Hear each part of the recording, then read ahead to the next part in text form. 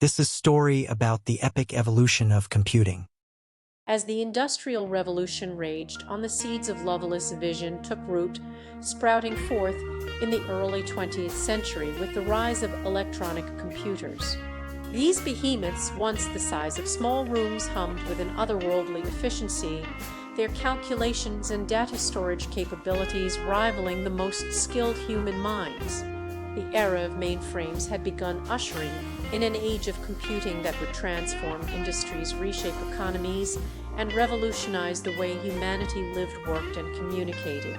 Amidst this maelstrom of technological upheaval, the first personal computers emerged.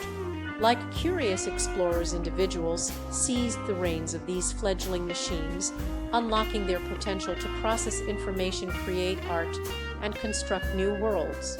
The Apple I and the Commodore PET, two pioneering platforms that bridged the gap between hobbyist and commercial applications, became the springboards for a new generation of programmers, artists, and inventors.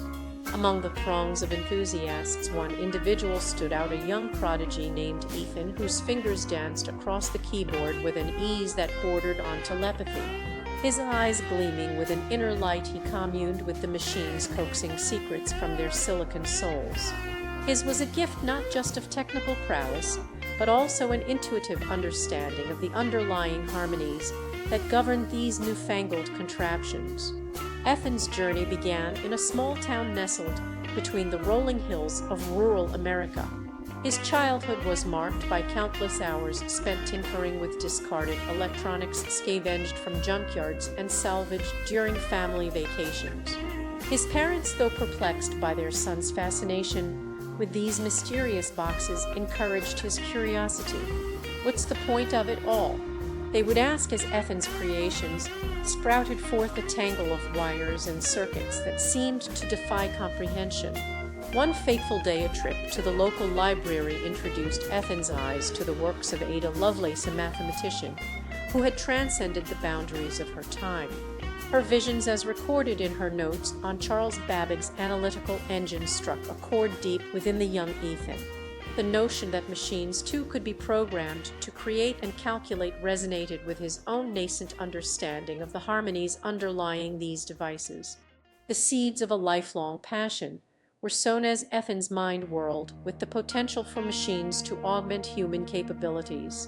Ethan's parents, recognizing the potential of their son's interests, encouraged him to pursue his passion. A trip to the 1976 West Coast Computer Fair in San Francisco, a hub of innovation and entrepreneurial spirit, sealed Ethan's fate. The sheer scale of the exhibition, replete with rows of tables displaying the latest in microprocessor technology, left him breathless. Among the vendors, he chanced upon a small startup touting their newfangled Apple I, a pioneering computer that bridged the gap between hobbyist and commercial applications. Within the next few months, Ethan found himself immersed in the world of programming, learning from the pioneers themselves. He spent countless hours poring over texts on assembly language, debugging code, and experimenting with novel applications. His small bedroom became a makeshift laboratory where he crafted innovative projects, a talking robot, an electronic piano, and even a simple video game, Space Invaders, which he played with an intensity that bordered on obsession. As the years passed, Ethan's reputation spread. Local colleges and universities took notice of the young prodigy, inviting him to share his expertise. He became a sought-after speaker at industry conferences, sharing his insights on the potential of personal computers to transform society.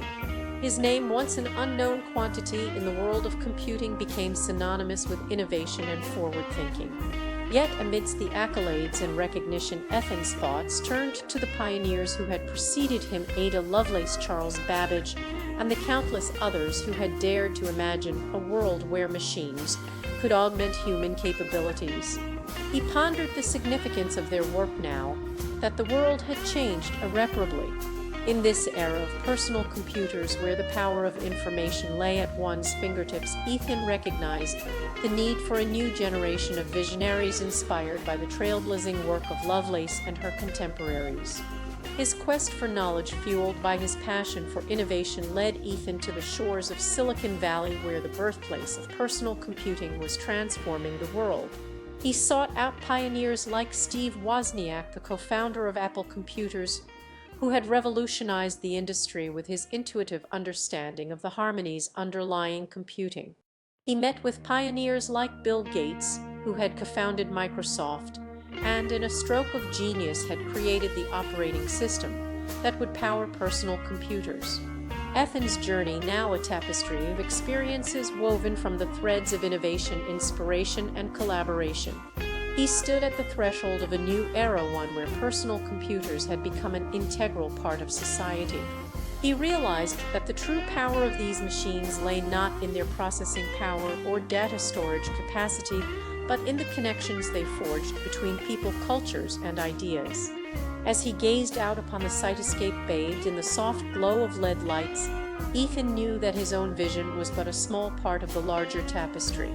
He comprehended that the true legacy of Lovelace and her contemporaries lay not in the machines they created, but in the connections they forged between humanity and the machines that would shape its future. In this moment of profound insight, Ethan's eyes sparkled with a light that seemed almost otherworldly. His thoughts, now a symphony of understanding, harmonized with the very fabric of existence.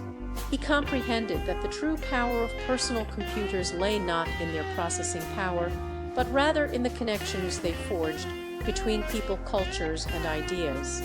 As he stood at the threshold of a new era, Ethan knew that his own journey was but a small part of the larger tapestry. He comprehended that the true legacy of Lovelace and her contemporaries lay not in the machines they created, but in the connections they forged between humanity and the machines that would shape its future. In this moment of profound insight, Ethan's eyes sparkled with a light that seemed almost otherworldly. His thoughts, now a symphony of understanding, harmonized with the very fabric of existence. He comprehended that the true power of personal computers lay not in their processing power, but rather in the connections they forged between people, cultures, and ideas. As the world whirled around him, Ethan stood tall and proud. He knew that he had found his place in this tapestry of innovation, and that his own vision was but a small part of the larger tapestry.